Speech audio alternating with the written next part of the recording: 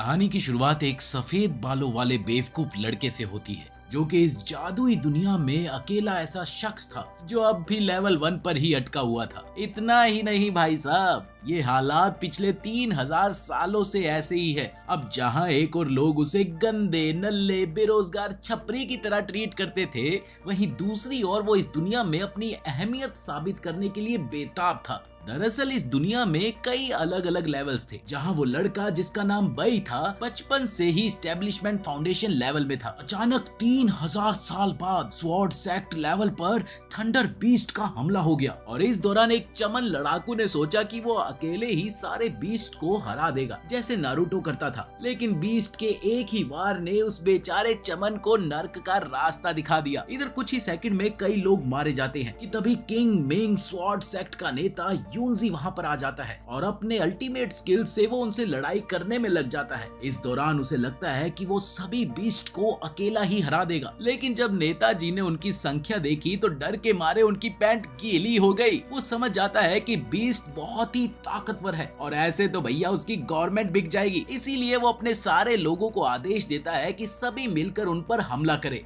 इस दौरान एक आदमी पेड़ पर बैठा ये सब देखकर मुस्कुरा रहा था। वहीं दूसरी ओर बे, जो कि कई रिफाइनिंग लेवल्स में अभ्यास कर रहा था, अपनी शक्ति दिखाता है जो आसमान तक पहुंच जाती है, लेकिन थोड़ी देर में उसकी एनर्जी खत्म हो जाती है। बेचारा बे इतनी एनर्जी लगाने से थक गया और सांस लेने की कोशिश करता है।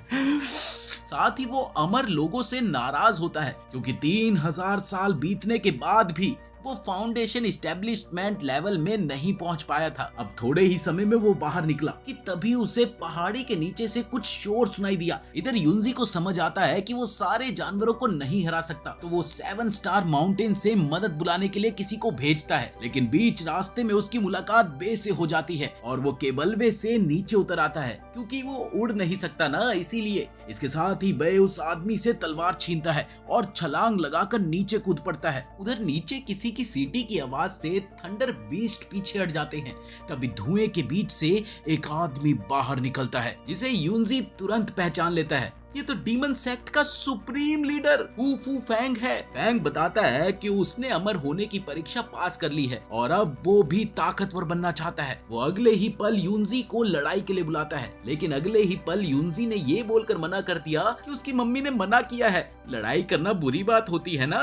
इसी बीच हू फू बताता है कि ये बिजली के जानवर उसी ने भेजे थे, जिससे यूनजी गुस्से में आकर उस पर हमला कर देता है। लेकिन हू फू की एक ही शक्ति के वार से उसका दिमाग सेट हो जाता है। तभी अचानक अपना नल्ला सुपरस्टार बे अपने स्टाइल से